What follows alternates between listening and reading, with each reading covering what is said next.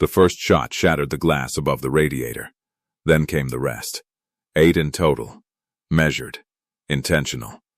Close enough to smell the powder drifting through the broken window frame. Across Lenox Avenue, engines idled low. Shadows leaned from car doors, waiting for movement inside the apartment. Waiting for shouting. For scrambling feet. For the unmistakable answer of gunfire returning the insult. Inside, Bumpy Johnson did not rise. He sat in his chair beside the lamp that had already been switched off for the night. A book rested face down on his knee. His glasses caught the faint streetlight bleeding through torn curtains. Splinters of glass lay across the hardwood like scattered ice. In the kitchen doorway, one of his men reached for his coat. "Don't," Bumpy said quietly. Not loud, not angry, just certain. The room obeyed. Another engine revved outside. Impatient. Whoever sent those bullets expected a reaction. Harlem had been trained to respond to disrespect with thunder. 8 shots into a man's home wasn't a warning. It was a declaration. Bumpy adjusted his glasses and brushed a shard of glass from his sleeve. "Leave it," he said, when someone moved to sweep the floor. Because the broken window was not damage. It was a message. And messages, when answered too quickly, lose their weight. Outside, the cars lingered. Then, one by one, they rolled away, tires whispering against wet pavement. Inside, no one spoke. The silence settled heavier than the smoke. And Harlem, listening through its open windows, began to understand. This night wasn't over. By morning, the glass was still on the floor. Not because no one could sweep it. Because no one had been told to. In Harlem, power did not live in noise. It lived in permission. And nothing moved without Bumpy Johnson allowing it to move. The milkman saw the broken window first. He said nothing. Just tipped his hat a little lower and continued down the stoop. By noon, the barbershops were speaking in careful tones. Not about the bullets, about the silence. That was the part that unsettled people. Anyone could fire 8 shots into a window. That was anger. That was impulse. That was youth trying to make its name louder than its shadow. But not answering? That required position. Bumpy stepped out onto Lenox Avenue just after lunch.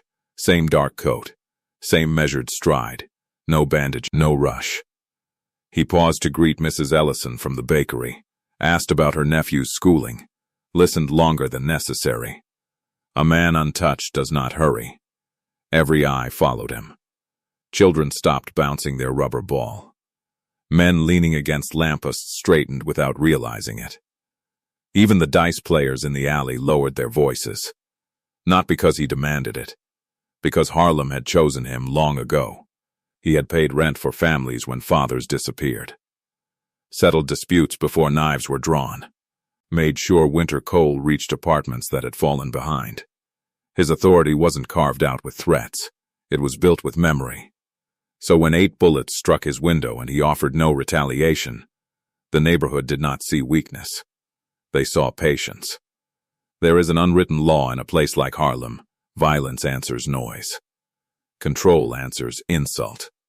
And only a man certain of his ground can afford to wait. Bumpy stopped outside the shattered pane that afternoon. He studied it the way a chess player studies a board after an unexpected move. "Leave it," he told the man who offered to board it up. The glass stayed broken, not as a wound, as a reminder. Somewhere, the men who fired those shots were waiting for chaos. Instead, they were being measured, and Harlem understood something the shooters did not. The quiet was not hesitation. It was calculation. They had chosen the hour carefully. Not too late. Not too early. Just enough darkness to carry boldness. Just enough witnesses to make it matter. The men who fired those 8 shots were not legends. Not yet. They were young enough to believe reputation could be manufactured with gunpowder. Outsiders in spirit, even if they slept in Harlem beds. They mistook attention for authority. In a back room above a pool hall on 135th Street, they replayed the sound of shattering glass like a victory anthem. "He didn't answer," one of them said, trying to keep the tremor out of his voice. Another laughed too loudly. Old man slipping. But no one truly believed that, because by sunrise, something felt wrong. There had been no retaliation. No cars circling blocks at dawn. No quiet footsteps on stairwells. No hospital whispers. No bodies discovered in alleys. Nothing. And in neighborhoods ruled by men like Bumpy Johnson, nothing was never nothing. Word reached them by noon that Bumpy had stepped outside in daylight. Calm. Unrushed. Speaking to shopkeepers. Touching shoulders. Listening. That detail unsettled them more than gunfire ever could. The plan had been simple. Provoke him into response. Make him loud. Force him to choose between pride and caution. If he answered with violence, they could claim war. If he overreacted, they could claim instability. But silence offered no angle. Pressure began arriving from men higher up. Men who did not fire shots themselves but profited from instability.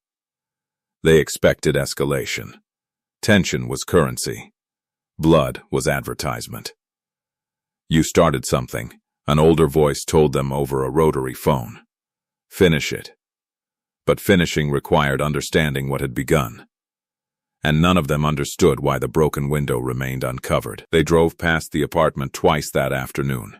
Slower the second time. The jagged glass still framed the opening like teeth. No boards. No police. No guards pacing outside. Just stillness. One of them swallowed hard. He's waiting, he said. Waiting for what? That question followed them into evening. Into their dinners. Into their sleep. Because violence creates noise. Noise creates fear. Fear creates movement. But when violence meets silence, it creates doubt. And doubt spreads faster than bullets. By nightfall, Harlem felt different. Not tense. Not explosive. Measured. The young men had wanted attention. Instead, they had stepped onto a chessboard they did not know how to read. And somewhere inside that dim apartment, behind a window left broken on purpose, Bumpy Johnson was already 3 moves ahead. By the third day, the broken window had become a landmark. People slowed as they passed it. Not staring directly, Harlem understood discretion, but glancing just long enough to confirm it was still there. The jagged edge caught the light differently in the afternoon. It looked deliberate now. Silence, when stretched long enough, begins to provoke its own kind of violence. The challenge came at Small's Paradise. Not with bullets, with laughter. The club was full that night, brass horns warming the air, glasses clinking, cigarette smoke rising in slow spirals toward the ceiling fans. Bumpy entered without announcement, as he always did. No entourage pressing ahead. No theatrics. He took his usual table. The music softened, not because it was ordered to, but because it sensed gravity. Across the room sat 2 of the young men from the car that night, dressed sharper than they could afford, smiling wider than they felt. They had chosen visibility this time. Witnesses were necessary. One of them raised his glass. To clear windows, he called out lightly. Fresh air's good for a place. A few nervous chuckles scattered across the room. Not loud, not committed. It was a careful insult, crafted to be deniable. No direct accusation. No confession. Just implication. All eyes drifted toward Bumpy. He did not look at them. He folded his napkin once, placed it on his lap, lifted his drink, not in response, but in rhythm with the music. The young men waited for a signal, a glare, a tightened jaw, something they could carry back as proof that they had touched him. Nothing came. Minutes passed. The band resumed its volume. Conversation slowly returned. The insult hung in the air, suspended and unanswered, which made it heavier. Because in Harlem, a public insult demanded one of 2 things: immediate correction or strategic patience. There was no third option. Everyone in that room understood it. The older men at the bar exchanged glances. They had seen this before. Young blood mistaking restraint for retreat. One of Bumpy's lieutenants leaned toward him. "Say the word," he murmured. Bumpy adjusted his cuff. "Eat your dinner," he replied. Not cold. Not angry. Final. Across the room, the laughter thinned. The young men felt it first. A shift. The crowd was no longer amused. The joke had not landed the way they imagined. Instead of admiration, they sensed distance forming around them. Chairs angled away subtly, conversations excluding them. They had wanted spectacle, but spectacle requires participation. And Bumpy had refused to participate. When he finally stood to leave, he buttoned his coat slowly, paid the bill in full, tipped the waitress more than necessary. As he passed the young men's table, he paused, not to confront, not to threaten, just long enough to let them feel his presence. Then he continued walking. No words. The door closed behind him, and only then did the room exhale. Because something had changed.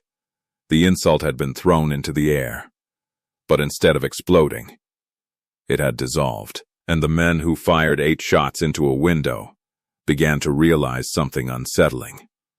The longer he waited, the smaller they were becoming. On the 4th morning, the window was finally repaired, not with boards, with new glass. Clear. Uncracked. Precise. By noon, word had traveled farther than the gunshots ever had. Bumpy did not call a meeting. He did not summon anyone.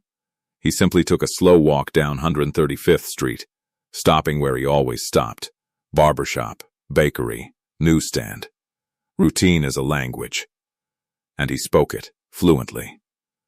But this time, he added one deviation. He entered the pool hall above which the young men had been celebrating days earlier. No announcement, no raised voice. The room tightened the moment he crossed the threshold. Balls stopped mid-roll. Cigarette smoke paused in lungs. Even the jukebox seemed unsure of itself. The young men were there. They tried to look unbothered. Bumpy removed his gloves, placed them neatly on a side table. Then he addressed the room. Not them directly, but everyone present. "There's a difference," he said calmly, "between being seen and being known." Silence held the sentence in place. He walked toward the window overlooking the street. Looked down at Harlem moving in daylight. Children running, shopkeepers sweeping sidewalks, mothers carrying groceries. "This neighborhood," he continued, "doesn't belong to noise." His eyes shifted then, finally landing on the young men. "It belongs to memory." No threat followed, no demand, no raised tone, just truth. One of the young men swallowed hard. Another tried to hold eye contact and failed first. Bumpy stepped closer, not invading, not looming, just near enough for his voice to reach them without traveling far. "If you had something to say," he told them evenly, "you could have knocked." The weight of that sentence pressed harder than any gun ever could, because knocking implies permission, and permission implies hierarchy. He reached into his coat, not for a weapon, but for an envelope. He placed it on the table between them. "Repairs," he said. Then he put his gloves back on. The envelope was heavier than it looked. Inside was the bill for the new glass. No threat, no revenge, just consequence.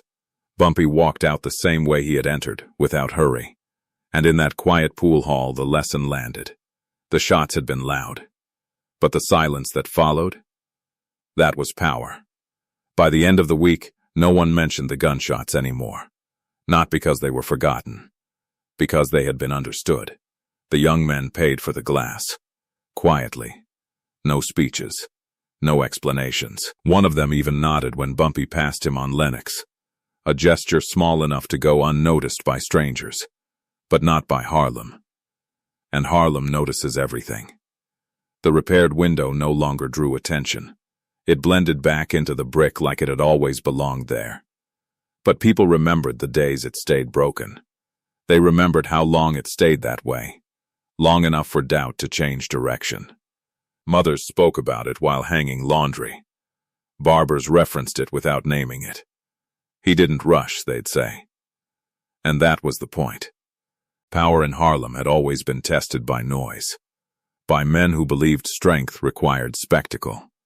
But this time, strength had worn a quieter coat. Bumpy did not increase patrols. He did not parade loyalty. He did not demand apologies in public. He returned to routine, the most disciplined act a man can perform after insult. He funded a scholarship the following month, paid a hospital bill for a woman 3 blocks over, sat in Small's paradise again. Same table, same posture. The message settled into the neighborhood like brick dust after construction. Authority does not chase attention. It allows attention to exhaust itself. Years later, people would speak about the night 8 shots were fired into Bumpy Johnson's window. But they wouldn't talk about fear. They would talk about stillness. Because the men who pulled those triggers learned something Harlem already knew. Violence can announce you. But restraint decides whether you last. And Bumpy Johnson lasted.